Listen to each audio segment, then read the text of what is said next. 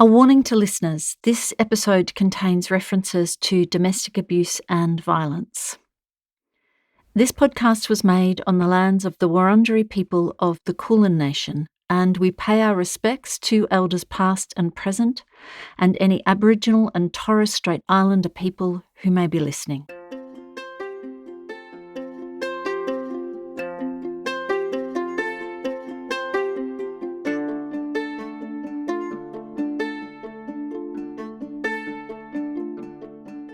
But the fact that he's now an actual criminal in their eyes, my dad just lost it. My mum lost it more.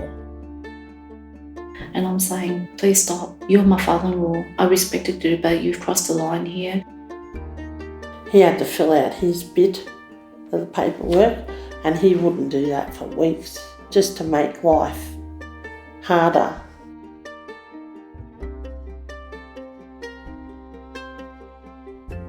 This is Coming Home, where we follow the stories of three women from childhood through young adulthood to their experiences of homelessness and how they eventually found hope and safety and a place to call home. Coming Home will show how women's homelessness looks different from men's. We'll examine the systemic drivers that lead to women becoming homeless, the gender inequalities, women's economic disadvantage and family violence, and the profit-driven Australian housing system that can no longer provide enough affordable homes.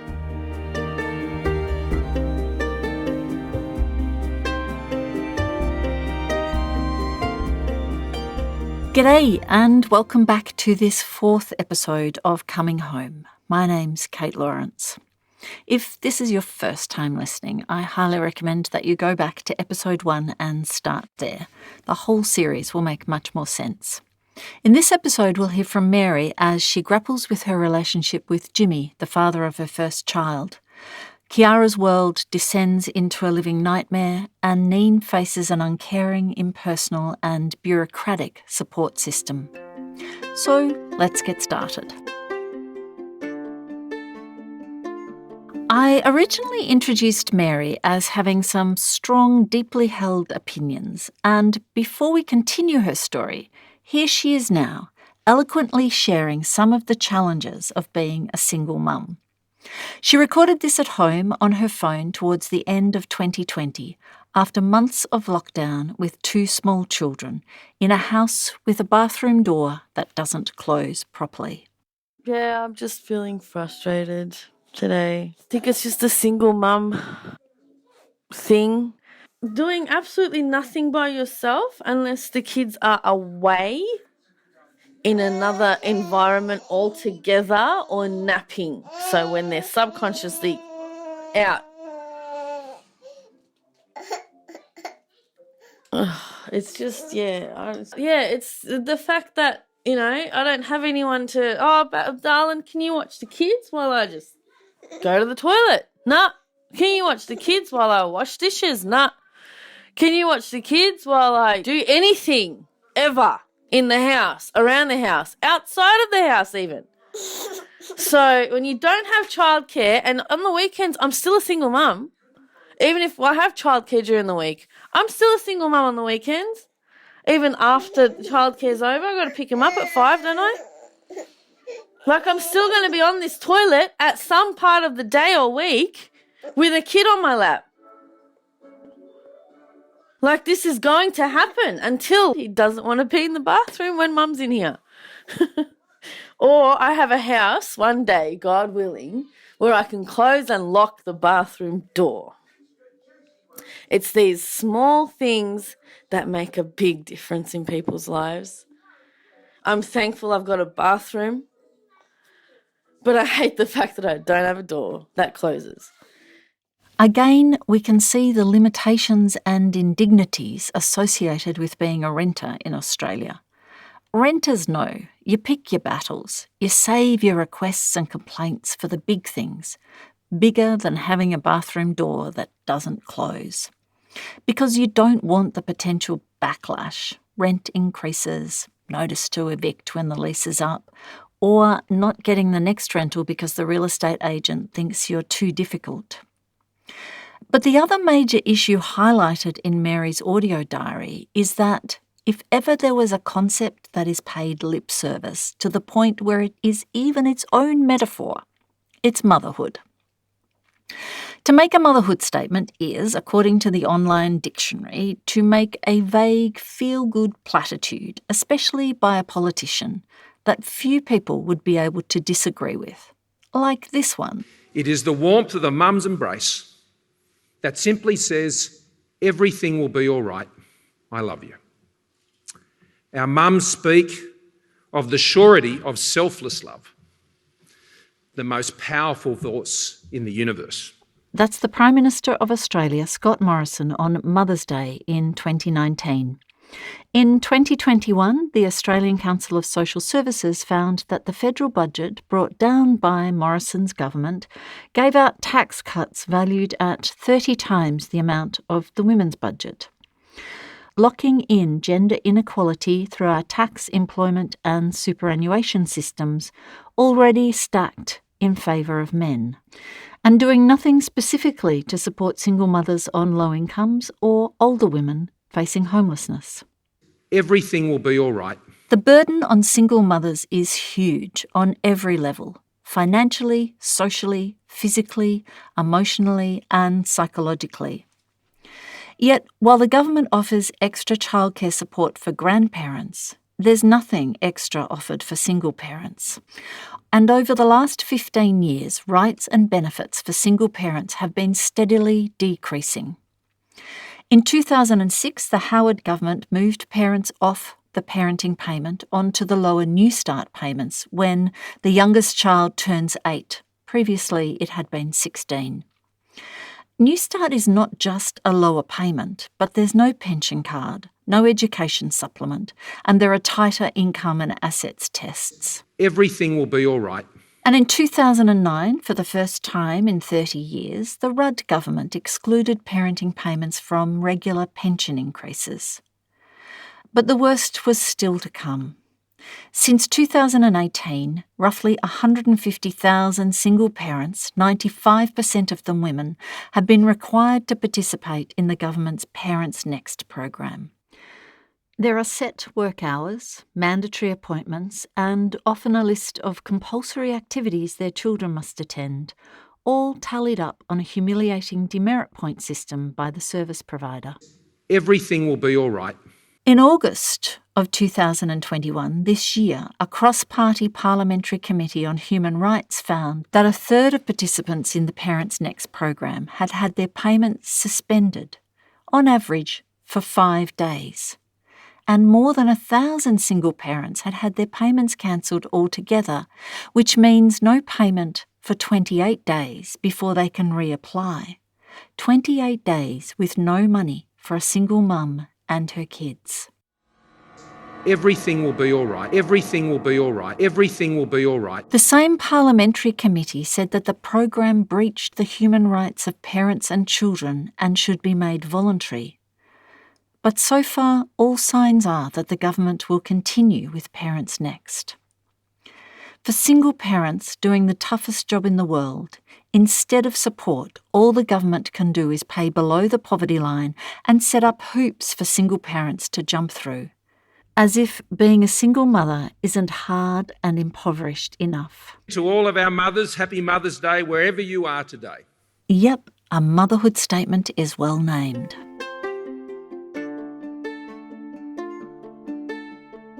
So far, we've heard about Mary's childhood growing up in an immigrant Turkish family, the death of her sister, her love of work, 2 early relationships, and then Jimmy, her most significant partner to date and the father of her baby. Jimmy comes to the birth drunk, and then after the birth, when Mary and Jimmy and the baby are staying at Mary's parents' house, one night Jimmy doesn't come home at all. The next day there's an altercation with Mary's parents, and Mary blindly follows Jimmy's instructions to pack up and leave. They drive 80 kilometres to Jimmy's house in regional Victoria, and we pick up her story from there. They've left their house in a pigsty. I literally order some cleaners to come over. I'm sitting in the car breastfeeding my 3-week-old. And and don't know what the next step is. I'm crying so bad, and honestly was over the moon that we're away from my parents. So I fixed up this house. So I bought everything from scratch for my little family. And yeah, we lived there for 6 months before I found out he was cheating on me. I would question where he was all the time. Always got, I'm doing overtime. Where's the money if you're doing overtime? I wasn't that stupid, but I was not getting anywhere with just asking questions. Something just pushed me one night, wake up. And I did. And I could see that his phone, he had it next to the bed, and it was just lighting up. I thought, what? It's like 3 o'clock in the morning. Why is his phone lighting up? He's passed out from the alcohol. And I grabbed his phone and I just saw it. The messages, the pictures. He has top-off photos of himself. He's single, he's working, he's living his best life, and he's got 100,000,001 girls following him. These girls, good night, darling, see you tomorrow, and oh, I miss you already, and oh, I can't wait to see you on the weekend. And I was up for the rest of the night. I was going to town. These girls saw the photos. They were messaging him, who's this? What's going on? Why'd you lie to me? And I would reply back, that's my wife, that's my son, I'm married, got kids. It changed his whole life in a second. And I packed up. And by the time he got up, there'd not one clue what I'd done. And then he called me. You're effed up now. You're gone now. I can't believe you did that. Oh, I've done something so bad. Compared to everything he had done. He was cheating on me for months. And what I had done was bad. I had no care factor at this stage. I still loved him, but love's not enough. So I left. I took all of my belongings, all of my son's belongings, and I left with my son and went back to my mum's house. For Mary, her safety net, her ability to be autonomous and to make her own decisions in relation to Jimmy, her ability to leave him, is because she has the option to go to her parents' house. For many women, they have no other options. With the state of our current housing system, there is simply nowhere else to go. Well, he begged that whole time for us to be back together, and he got a really good job. When he said, I'm only going to take it if you come back, because I have no other reason to work other than to support my family. And well, that sounded like an adult conversation to me at the time. So I thought, okay, give him another chance. So I gave him another chance. Who is he? The father of my son. Why would I not give him a chance? You'd think. So, he is the only man out of my whole 3 massive relationships in my life, the only one I've given a second chance to. 2nd, 3rd, 4th, 5th, a million chances. And he tried, I guess, he made dinner. He's a good cook. He would vacuum probably once a week. It wasn't too bad for a good couple of weeks.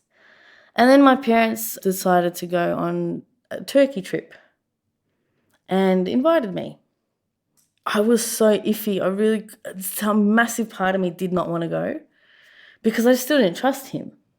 But I thought, I don't need to think about that. Man, I've got this trip that is probably once in a lifetime at this stage that I could do with my son, and my parents are going to help me. This is worth it. So we went.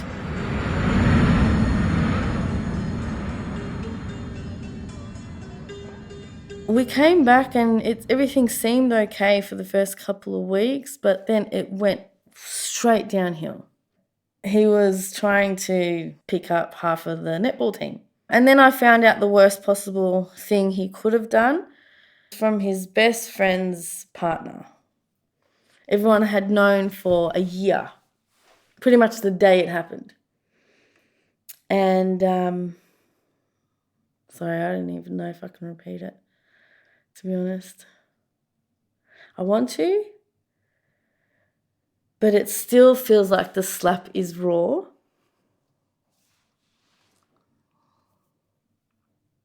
And it makes me so angry. At myself just as much, if not more, angry at myself than I am with him. Still. Yeah, the next day I just left. After that, I didn't see him or speak to him for 3 months. We got together again for our son's first birthday. Probably the week later after our first son's birthday, he just kept calling and messaging and doing all that. And he said, let me just take you guys out. So every weekend for about 3 weeks, he wanted to just take us out. So we did. But on one of these outings, Mary again finds evidence of her partner's infidelities. I said I'd had enough of this. And I did. He messaged and called. I didn't answer, I didn't reply for a good another month. And then about January, I got a phone call from a lawyer. The lawyer wants Mary to be a character witness for Jimmy in relation to criminal charges for events that happened when Mary was overseas in Turkey the year before. Mary's not keen on being involved at all, but Jimmy begs and pleads, and so she agrees to meet with the lawyer. It turns out the court case is on the same day. The case is adjourned in the end, but communication between Mary and Jimmy is reopened. He kept calling and begging and everything, and there was this big cricket club thing, because he was on the cricket club as well. It was a cricket charity event. Drank a lot more than I thought he did. They drank on the field, and I thought, wow, this is just an alcohol event, really. It went on for hours. I thought, I can't do this all night. This is ridiculous. You came, you took a photo with your son, we're leaving now. So you can either get a lift back with someone else or whatever. But he was like, no, it's all right, I'll come with you. So we went back to his house, only to drop him off. But I wanted to see if I had anything left in the house that was mine. Yeah, I was walking around the house to see if I had anything. And before I knew it, he was going through my bag in the lounge room. I thought, what are you doing? And he was looking for money. We had a fight straight away. He started going through, looking for my keys to see if I had any money in the car. The last place he thought of was my phone. It was my last 50, and I grabbed it out of my phone and I put it down in front of my bra top, and without him seeing. And he grabbed my phone, he got really happy and he threw everything out, and then he turned around and he got so angry that he threw me. He just grabbed me and threw me, and then I ended up on the floor. And I didn't realise this at the time, but my son's gotten off the bed and he's just standing at the door and he's watching all of this. Before I knew it, he was strangling me.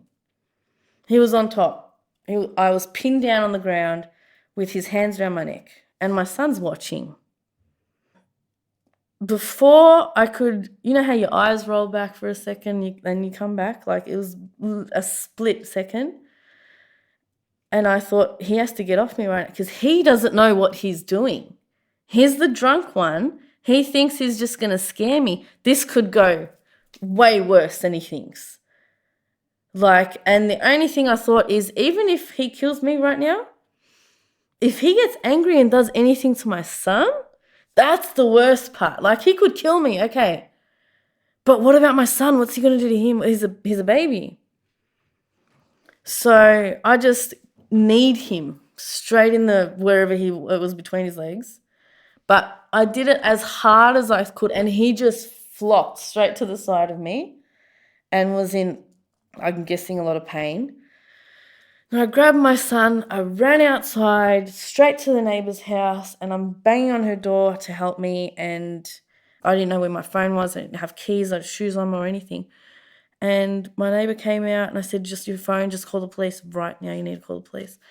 They were there within 2 minutes, but he had jumped the fence and ran.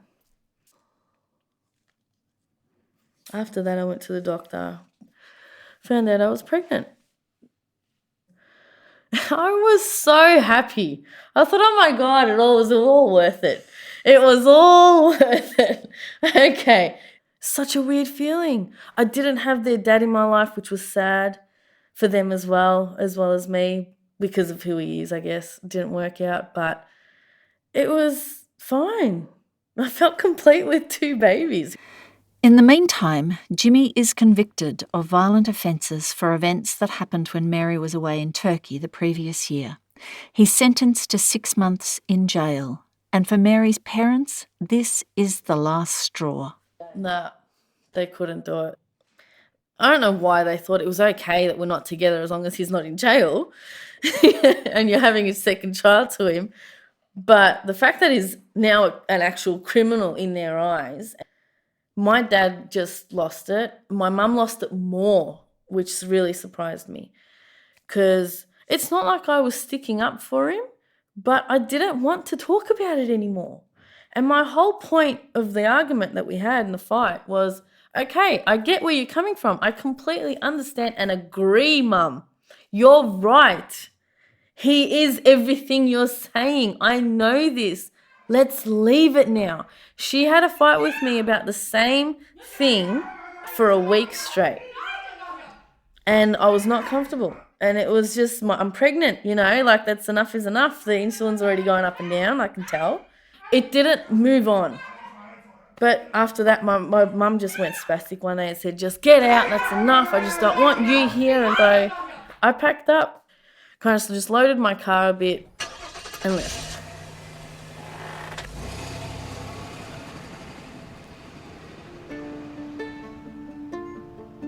Life is full of challenges, and we can all find ourselves in stressful, unfamiliar situations we weren't expecting, grappling with how to re-establish ourselves. But without independent, affordable housing options, we're dependent on others, usually family, sometimes friends. Some of us don't have these, or we wear them out, or, like in Mary's case, they break down. And then we are in free fall. Whatever challenges we had, they're suddenly huge and unsolvable and compounded because we don't have a house. And for women, the system is always harder. The risks and threats are greater as we try to survive in a world that devalues who we are and what we do. We're disempowered by our choice to have children because we're expected to do it for nothing, despite this task and role clearly being central to human survival and flourishing. And for the record, at the same time, we're judged and condemned, labelled barren, shallow, or unnatural if we don't have children. For women, it's a lose-lose.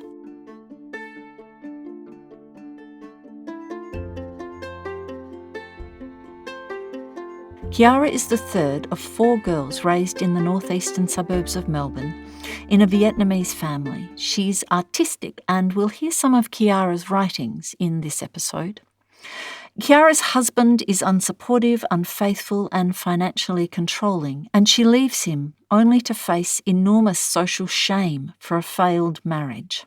She then meets a man who is totally adoring and charms her kids as well. But Kiara's father is not charmed and he disowns her. After Kiara and the new man move in together, things start to change. He becomes jealous and possessive. But Kiara is desperate for the relationship to work. So Mum and Dad didn't attend the wedding. It was only very small. We got married just before I gave birth. I had 3 caesareans with my first 3 girls. However, the labour came too rapidly. So I recall the doctor turning to me and holding me down and saying that you need to push, you're delivering naturally. And I was like, no, this is not how it was meant to go. I was crying. It was a very traumatic delivery. When I was at the hospital, doctors and midwives kind of knew and had a sense that something was happening. Tried to reach out to me, and I guess that was my moment to tell them and open up on what's happening to get out. But I didn't. It was meant to be like a new beginning. I had this beautiful baby boy. I had to come home to my children, my girls. I couldn't leave them unattended. I was a lot of healing, charged me on against hospital recommendations. And they asked me, is your husband trying to do this, get you to leave? I was scared. I was afraid what's going to happen. And I was like, no, convincing them it was my decision to leave. Yeah, I needed to go back home.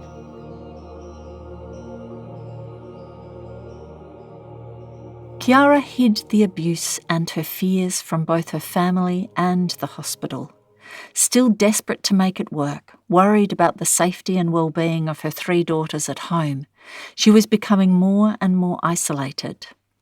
Here's Beth, a family violence outpost worker from Juneau, who we've heard from in previous episodes. It's pretty common in this role to work with women that feel very embarrassed about their family violence experience. And in terms of feeling embarrassed or ashamed of family violence, it's that they feel responsible, like it's their fault that this has happened to them. And I think for some women, that's them internalising what the perpetrator has told them over time, that they are at fault. I think women also feel obligated to their children, to their family and to their communities to keep the violence private to protect the perpetrator. Often women don't want to call the police because they don't want him to get in trouble. So women are very sacrificial in wanting to protect the perpetrator, the children and all the systems around them. Things just escalated from jealousy to every little thing. And then my daughter, autistic daughter, when she used to have her meltdowns, tantrums, he would escalate and he would yell and scream at her. I just felt like I was in between the two of them. And then when I defended her, then he would be yelling and screaming at me. And then when the children were asleep, he would continue to sometimes 5 a.m, 6 a.m, insulting me. And swearing at me, calling me every name under the moon. He would deprive me of my pillows, my blankets, as my punishment. The toilet, the bathroom were my safe spot where I just sit there and catch my breath and cry to myself.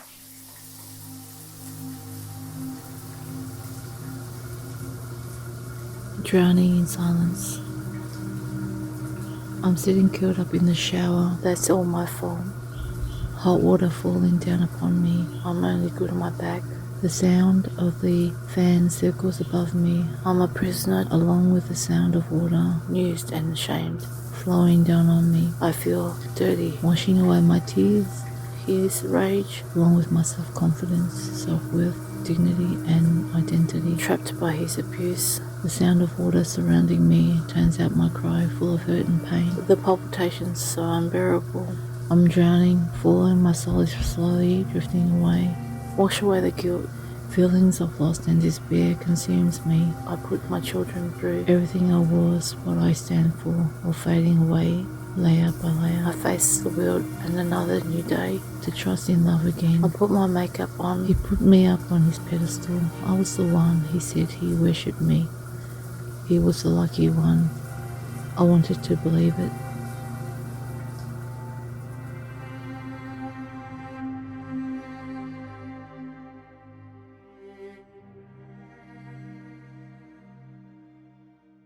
Even when I went to the toilet, I can always hear him. If I was too long, he was monitored to see whether I was actually on the phone.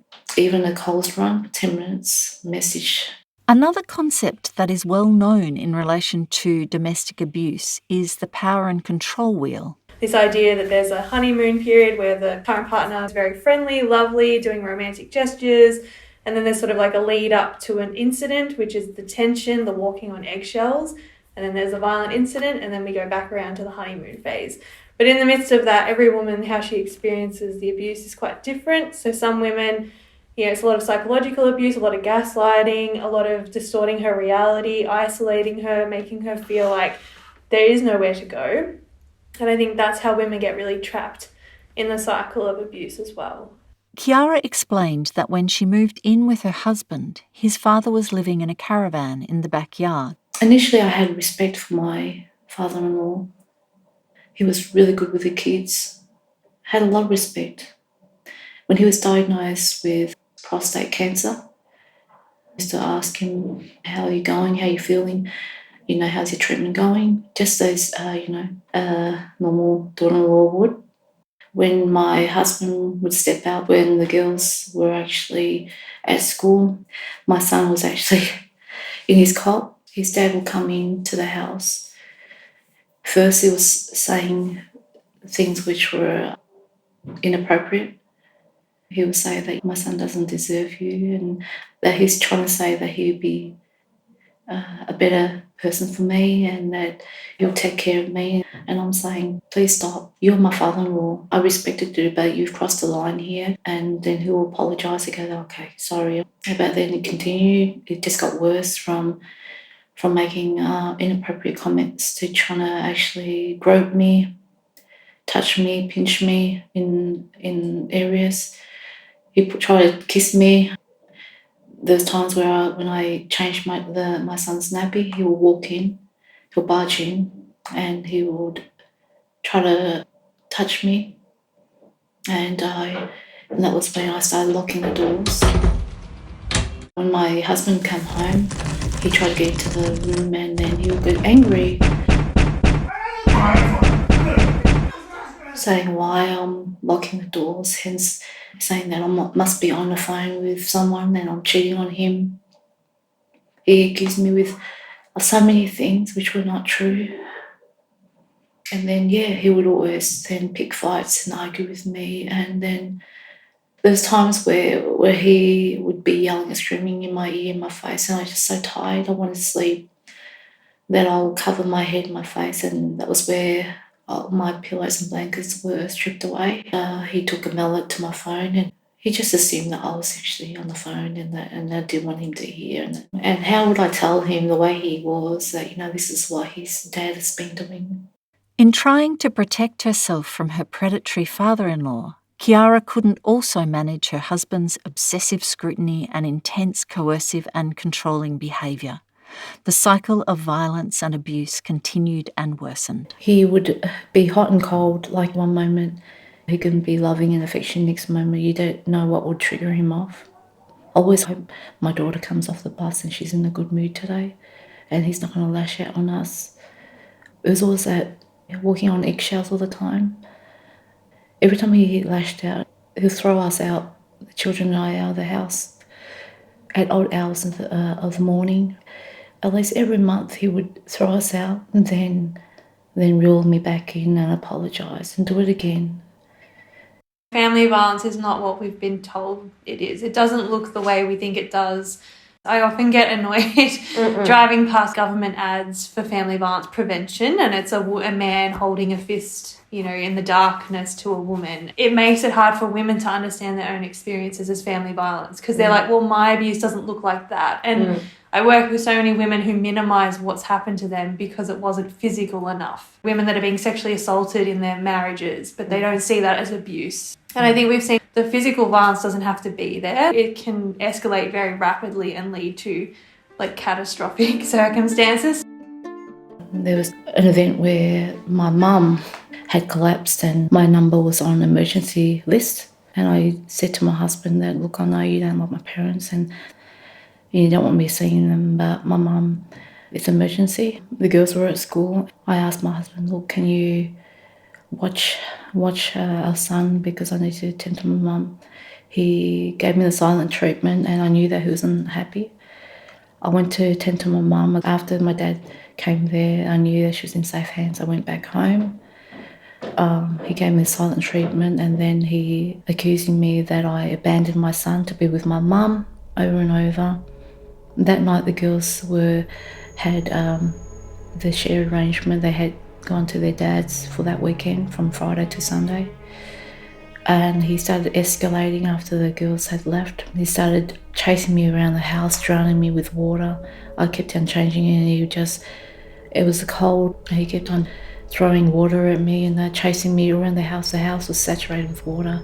That's when he got hold of me in the bathroom and tried to strangle me. And when I remember when I just realised I stopped resisting and just pretty much on the point where I almost felt like I was giving up. That was when he finally released his grip. And then he pretty much told me to pack my shit and get out of in 10 minutes. I went to the kitchen. He actually grabbed a knife and threatened me to stab me in the eye if I didn't leave. He didn't let me take my son, didn't let me go near him. I was packing my kids' things and that out the door, and he just stood out. He just stepped out of this front door, and he started urinating all over our belongings, which I was then picking up, and it reeked. It smelled really bad in the car, and around the corner I just parked the car and just sat there for a while.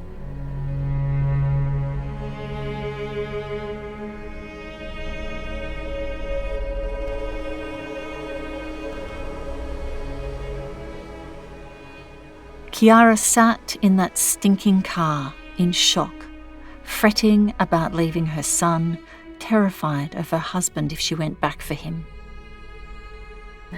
Finally, I picked up the phone to call Safe Steps.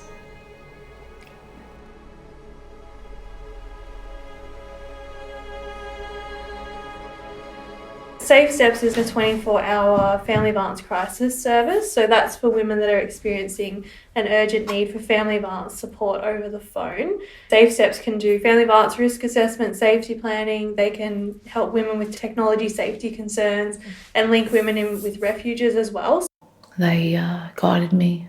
They gave me a address, but then my GPS on my phone and the GPS in the car was just taking me around. It just took me 2.5 hours to get to where I needed to be safe.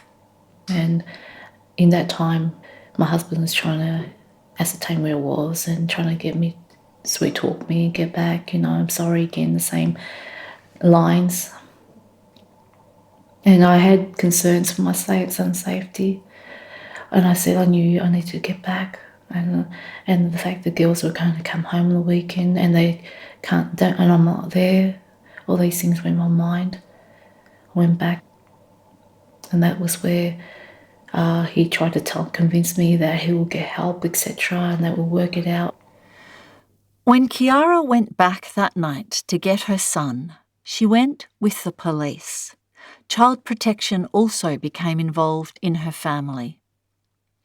She decided to try again. She wanted to believe that her husband loved her. But more importantly, she hoped that with police and child protection involvement, he'd be accountable and the abuse would stop. I really believed him. Child protection and the police come and taking me and my son away. They questioned him. He downplayed things and said that, yeah, I did put my hands on her throat. He didn't mention that he threatened me with a knife. Despite such an extreme, horrendous incident, I thought that was the final turning back, that that there's involvement with the police, DHS and child protection, that he's going to seek the help they need. So he went into anger management, he went into counselling, etc. to work out, and we thought we were going to work things out. He convinced me he was a changed man.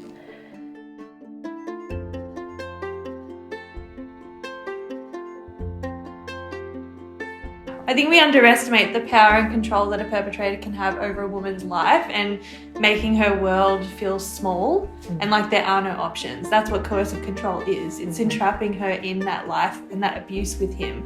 Perpetrators are not all bad or all good. They're not always abusive or always not abusive. The violence is interspersed with moments of romance or what seems like genuine love. Even when they leave, it's very easy to get sucked back into the perpetrator and the relationship because he turns on the charm. And that's the cycle of abuse. Kiara was trapped in a cycle of violence and abuse, hoping that eventually the fairy tale promise of a loving relationship would override her husband's desire to control and harm her. Like many women, Kiara's experience of family violence was exacerbated by a complex interplay of factors. Societal expectations, feelings of failure and shame, lack of financial control, lack of housing options, the demands of parenting, no accountability of her husband, and the impact of a society that turns a blind eye. It is these same factors that combine to make Australia a place where 1 in 3 women have experienced physical or sexual violence, and 1 in 4 women experience this violence at the hands of an intimate partner. Every year, over 3,500 women are hospitalised for injuries caused by a spouse or domestic partner. On average, one woman a week is murdered by her current or former partner. But there is hope. Here's Kiara reflecting on a drawing she made of the lotus flower. Another piece of artwork that I did was the lotus flower, which is one of my favourite flowers for many reasons. As I say about the lotus flower, like the lotus flower, we too can rise out of the mud, bloom through the darkness and radiate into the world. The lotus characteristics has the perfect analogy for the human condition.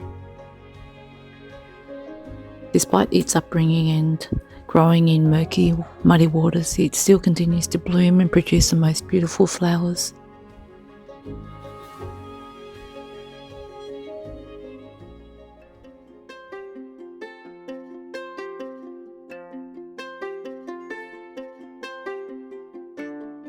As we've seen in previous episodes, Neen had a traumatic childhood growing up in central Victoria.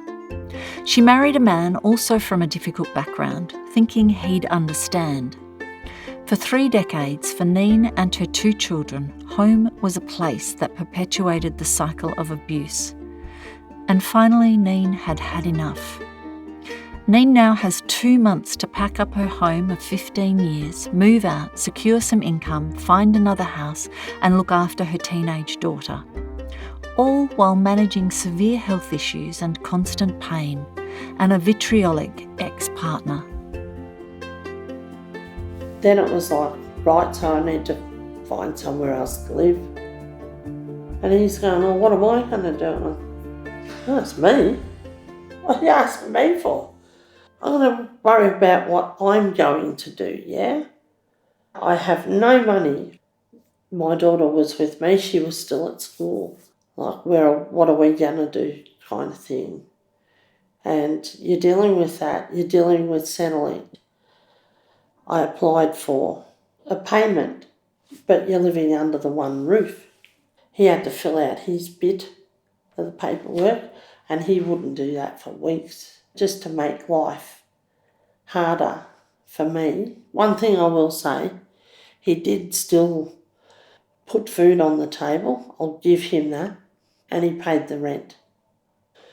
Because I was sort of in this kind of, there was a bit of blame, if you like. I'd broken the family. I also had to organise and clean the whole lot. There was a lot of stuff. And also still dealing with a partner who was nasty. He was still drinking, he was still abusive. He was put on antidepressants by the doctor.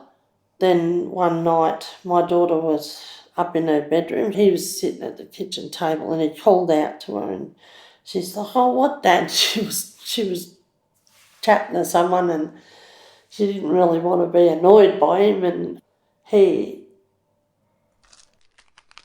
said, this is what your mother's done to me, and he started taking all these tablets in front of her. This is her fault, this is what she's done to me. And I flew out of that lounge room and I grabbed the bloody box and I said, not like, he'd already taken about 7 or 8 of them. I said, not likely, not happening. And I thought, why would you do that, you know? So I rang the ambulance. I rang 000. They said, what do you need? I said, well, an ambulance. And I explained our situation and they said, could he be violent? And I said, yeah, he could be. Because I said, I don't know what the mix of alcohol and tablets can do. I said, but he's very aggressive with me at the moment because of the situation. They said, is he up? I said, no, he's gone to bed. And they said, well, he can't go to sleep. You'll have to wake him up. I said, I'm not going anywhere near him. I said, I'll go in there. And she said, Dad, wake up, wake up. They said, is he breathing? I said, oh, he's snoring his head off. I said, he's still alive. Anyway, they said, all right, well, we'll send police out there as well. Well, the police turned up first. Anyway, they got him up. No, you've got to get up. And he's saying, I don't want to get up. He was real, real aggressive with them. And it's like, that stupid bitch over there calling the bloody ambulance. I'm not getting in an ambulance. I can't afford, to get in and pay for an ambulance. And they said, well, she's only doing the right thing. Doing things like taking tablets and all that sort of stuff with alcohol. Anyway, he refused the ambulance and they said, well, look, there is one other way you can go up to the hospital. Either way, you're going to the hospital, whether you like it or not. And he said, what's that? And they said, in the back of the divvy van. So that's how they took him up to the hospital. So then it was the fight. I was in for the fight, another sort of fight of my life. It was the fight to get anywhere with anything. My friend Mark, he said to me, Neen, I'll come with you for the housing stuff because I've gone through that and I know how to talk to them. And Haven Homes, they said to me, oh, you might have to rent privately. I said, how do you do that on $500 a fortnight? That doesn't even cover the rent. So how do you do that? The organisation Neen just mentioned, Haven Homes, is large with over 200 staff and 3 offices in regional Victoria and 1 in the northern suburbs of Melbourne. Their website says, we connect people with housing options and integrated supports so that they can find and keep a place to call home.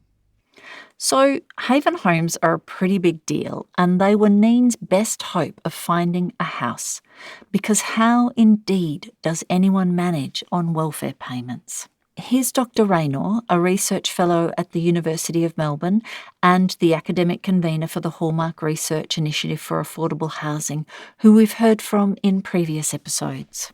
The proportion of older women who are accessing JobSeeker or Newstart has doubled, tripled over the last 20 years.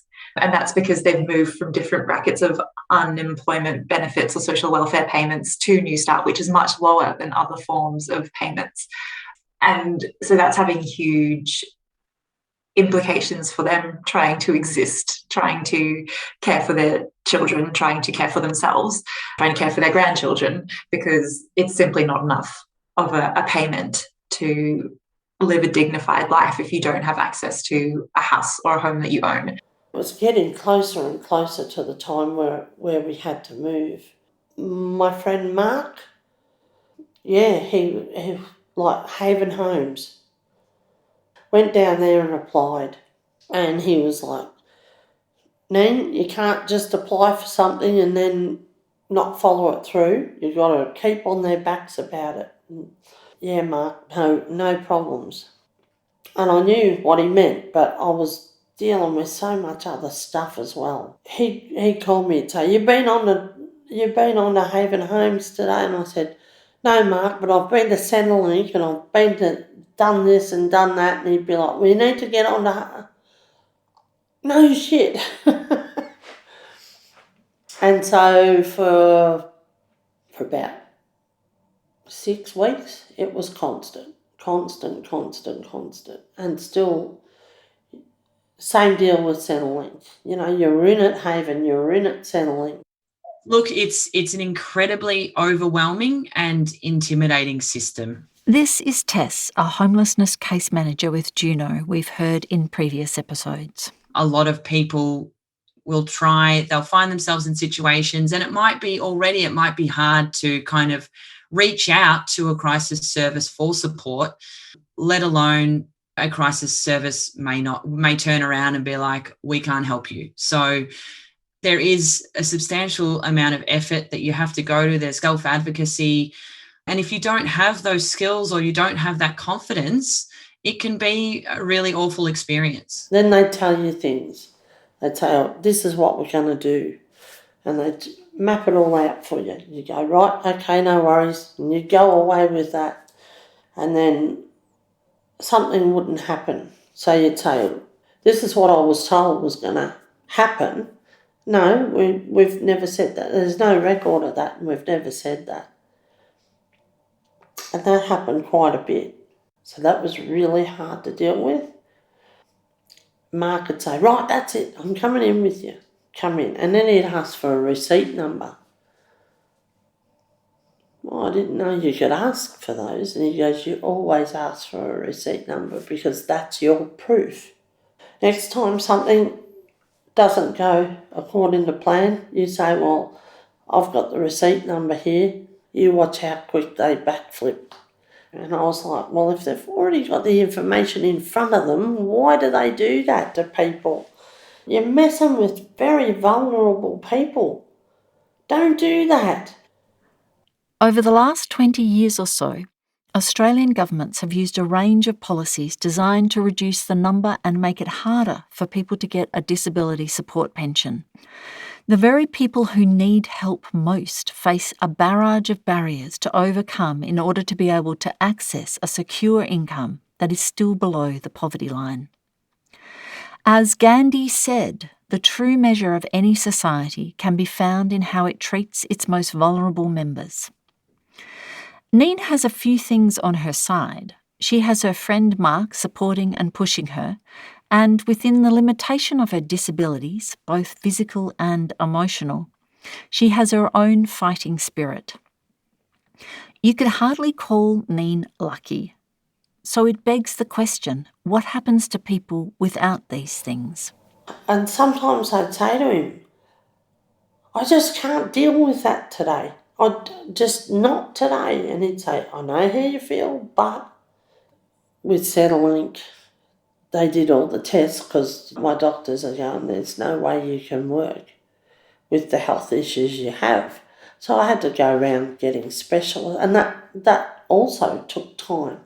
Specialist letters, having tests done, psychologist reports, all of that sort of stuff. And then it's like, denied. Why? Oh, we can't tell you why. Put it all in again. Denied. And they said, oh, it says here that you can work for an hour a week. And I went, well, you find me a bloody job that pays over $500 for an hour a week and I'll do it. But I said, I don't understand what. Oh, we can't tell you that. They couldn't tell you. So anyway, and it's running around, meetings with Haven Homes, trying to get that sorted, trying to get Centrelink sorted. Spoke to the guy at Haven Homes. I said, it's absolutely doing my head in. I've applied for the DSP. I've got rheumatoid arthritis and it's right through my body. And I said, a list of other things a mile long. I've put the application in twice and they will not tell me. There's only one thing. They'll tell me that, but they won't say what it is. And he said, well, every Tuesday we have a guy come in from Social Security and he comes in here and he helps people deal with any issues they might have. So he said, come down next Tuesday. So I went in and I saw him, explained the situation, and he said, there's a few things going on here, isn't there? I went, yeah. Anyway, he said, you're a psychologist. I went, yeah. He said, you've been seeing him for a while? I said, yeah. And he goes, is he a clinical psychologist? I said, I don't know. And he goes, the report that's got to go into Centrelink has to be made by a clinical psychologist. And he said, by the looks of this, your psychologist is not a clinical psychologist. I said, well, he runs from a clinic. He's got his own, actually. But he said, that's why they haven't passed you. You need a report from either a psychiatrist or a clinical psychologist. So if you can get that sorted, there's no issue. You'll get your DSP. Oh, great. So back to the doctors I go. I need to see a psychiatrist or a clinical psychologist. And I was really freaking out about that because I thought what they were saying was I couldn't see my psychologist anymore. I had to see another one. And I guess that was a bit of the distortion that was going on. It was kind of, don't take anything, don't change anything. My doctor, he rang quite a few and they said, oh no, we're booked out for 12 months. We can't fit anyone else in. I said, Jesus. Anyway, he said, look, there's a psychiatrist over at North Park Private Hospital. He said, I'll give them a call. Oh yeah, we've got an appointment for Saturday if she wants to come in then. I went, oh, hallelujah. But then I thought, oh my God, am I going to have to go through all this stuff with someone that I've never seen before? I get that I did it with my psychologist, but we've been seeing one another for about 2 years. So, there was a little bit of a thawing that was going on there. Not much, but... And now I'm going to walk in like this brick into somebody new. Anyway, I went in and saw him, and he got my Centrelink stuff up on the screen. He went, oh yeah, no worries, and asked me a few questions, and he said, can you get Henry to send me across a copy of what he sent into Centrelink? I just want to see if I'm on the same page as him. So went and did that. He made an appointment for me to see him the following Saturday. I took in the report, he read it, and he went, yep, that's exactly what I put in from the 5 minutes that he'd seen me. He sent his report into Centrelink, and it was probably the Wednesday. They rang me up and they said, you've got your DSP. And I sort of didn't know how to feel. I was relieved, but there was still so much more that had to be done. And okay, you can take a little bit of a breath, but you still don't have a roof over your head. So we're only part of the way through this. When Neen was granted the disability support pension, she was assessed by a doctor of her own choosing. Now, applicants have to be assessed by a government-contracted doctor, adding further stress and barriers to the application process. And while the DSP is more than Newstart, both are below the poverty line. Over 3.2 million people in Australia live under the poverty line. This is Professor Carla Treloar from the University of New South Wales speaking on the release of the report Poverty in Australia 2020. There are a number of key drivers of poverty: low rates of income provided to those who are on social security benefits, particularly those job seekers and single parents. These numbers equate to 1 in 6 children and 1 in 8 adults. Over half of the people living in poverty are in rental housing. Single-parent families, over 80% of whom are women, have the highest poverty rate of any group in Australia. The children of single parents are 3 times as likely to live in poverty than kids in 2-parent families.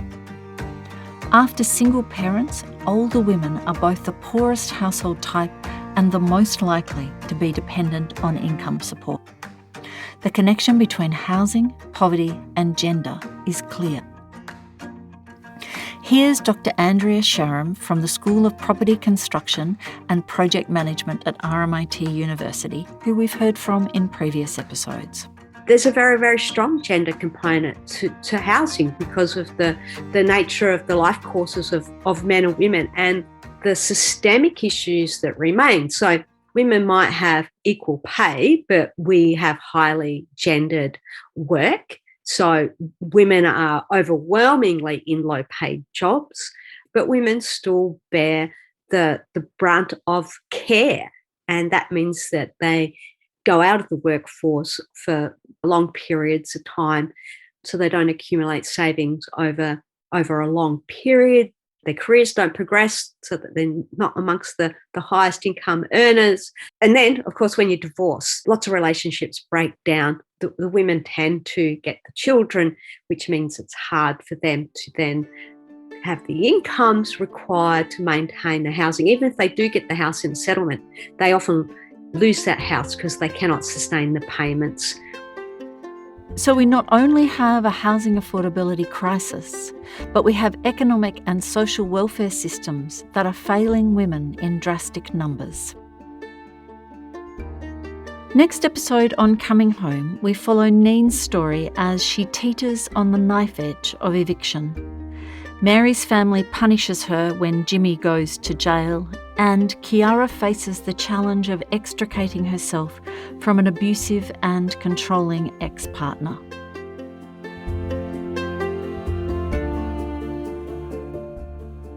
Thanks for listening to Coming Home, a podcast about the impact of Australia's inequitable gender culture and failed housing system on 3 strong yet ordinary women.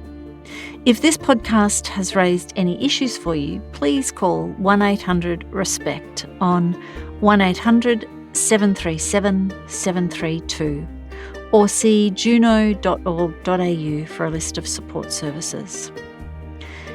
This podcast would not have been possible without the willingness of Kiara, Mary and Neen to so generously share their stories. It was time-consuming and not always easy. A deep and heartfelt thanks to each of you. If you like this podcast, please tell people. Word of mouth is the most common way people learn about podcasts, but liking, reviewing and sharing on social media also helps. Podcasting can be like speaking into the void, so we love hearing from listeners. This podcast is made by Juno, an intersectional feminist social change organisation run by women for women. Since 2002, Juno has been working with women and non-binary folk in Melbourne's north who are experiencing homelessness or family violence. Juno also advocates to improve systems and structures which contribute to gendered poverty, homelessness and family violence. You can find out more about Juno on their website www.juno.org.au